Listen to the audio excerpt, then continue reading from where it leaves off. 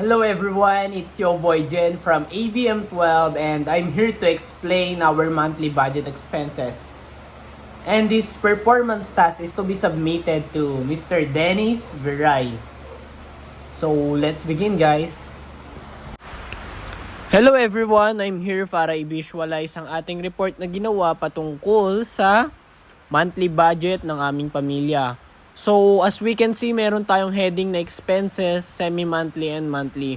We follow the month. Alam naman natin na ang buwan ay binubuo ng 30 days at quincenas sa kalahati. So, ginawa natin itong semi-monthly and monthly.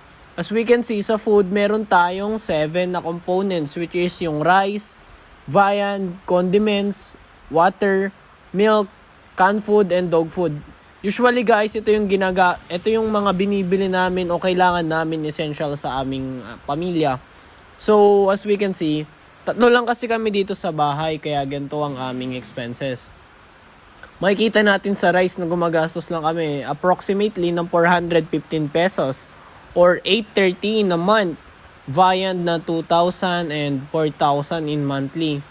Condiments 134.9 to 2.62, 269.8.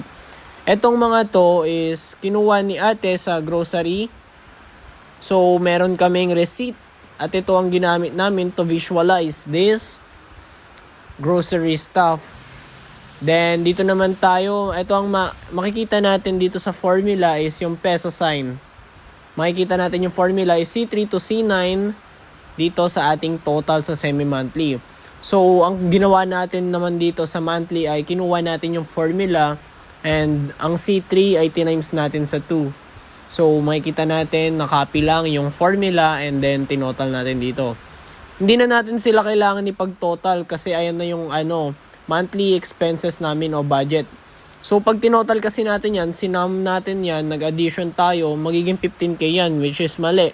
So, ang kinukuha na natin dito is yung pinaka-total. Nilagay ko sa gilid. Gumawa ako ng isang row gumawa pa ako ng isang column para dito natin maipakita yung total.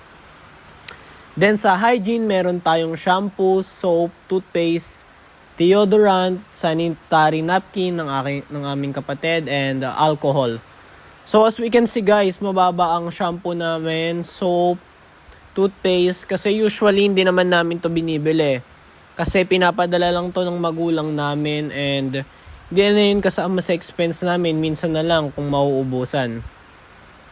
So, follow the rules lang din. Same formula lang. Yan. And then, sa cleaning materials is meron tayong detergent powder, Zonrox, Downy, Domex, and Albatross. Ang Albatross is ito yung pampabango ng aming banyo. So, as we can see, smell fresh, dagdag aroma. Domex, panglinis din namin ng banyo. So, detergent powder, ito yung ginagamit namin panlaba. Itong nasa receipt na to, naka-receipt to na 102.25, which is yung, hindi siya yung pinakamalaki niya parang kalahati lang siguro or one half nito. Kaya 102 lang. Then, sa utilities, we only have 3. Electricity bill, water bill, and internet bill. So makikita natin dito, alam naman natin ang mga bills ay dumadating kada katapusan or new or monthly siya dumadating. So dinivide lang namin ito sa dalawa para sa quincenas. As we can see, mababa lang yung bill namin. Approximately, minsan umabot pa ng 200 yan per month.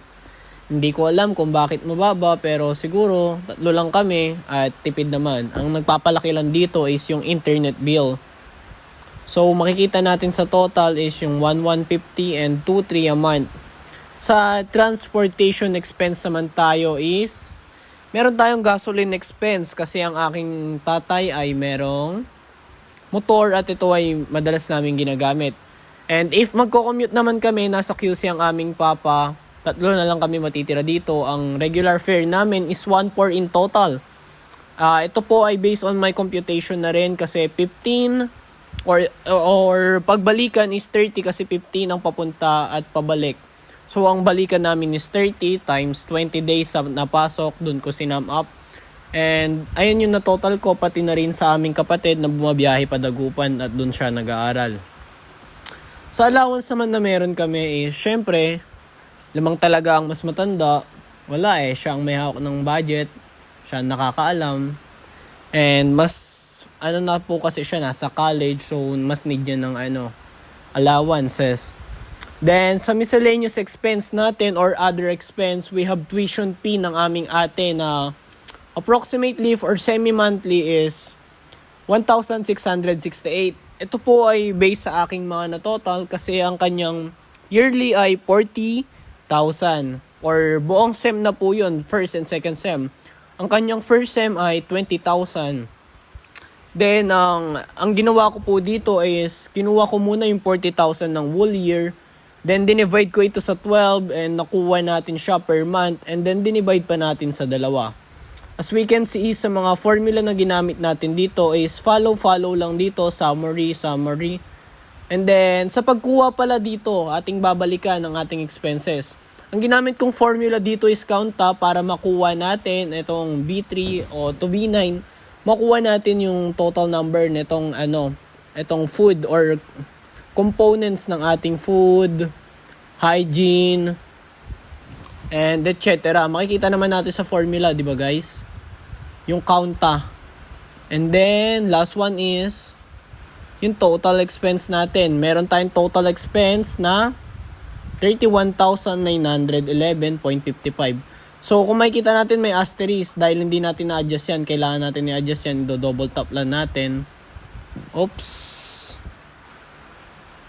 Do-double tap lang natin dito sa may C dahil hindi siya nagkasya. Oops, yan. In-adjust ko lang siya guys kasi hindi siya nakita. Kasi may nadagdag. As we can see guys, andito tayo sa salary.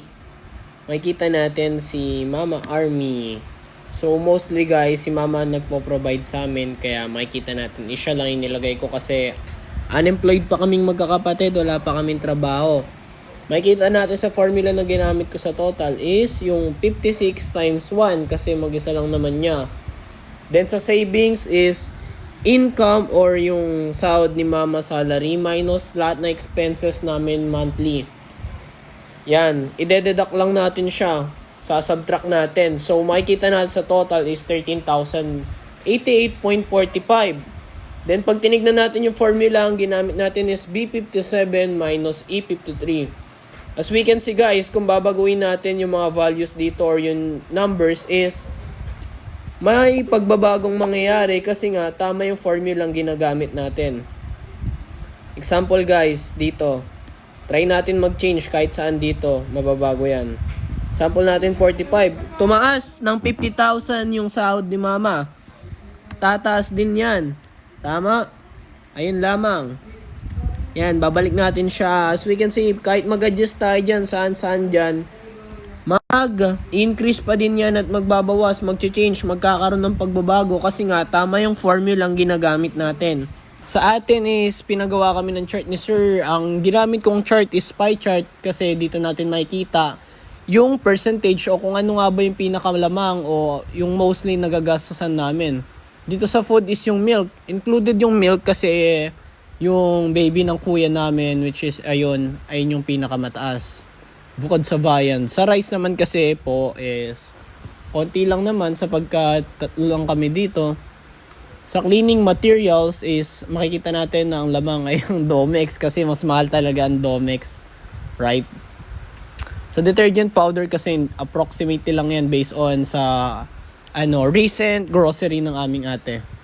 Transportation is yung regular fare of course kasi nagko-commute kami. And then yung mga hygiene natin na soap ang pinakalamang, toothpaste. And sa utilities, internet bill, mas mahal pa ang internet bill namin kaysa sa electricity and water bill. Allowance lamang talaga ang kapatid namin at wala tayong magagawa. And miscellaneous expense lamang ang tuition fee ng aking kapatid. Naway magtapos siya ng masaya. Ayun lamang at maraming salamat.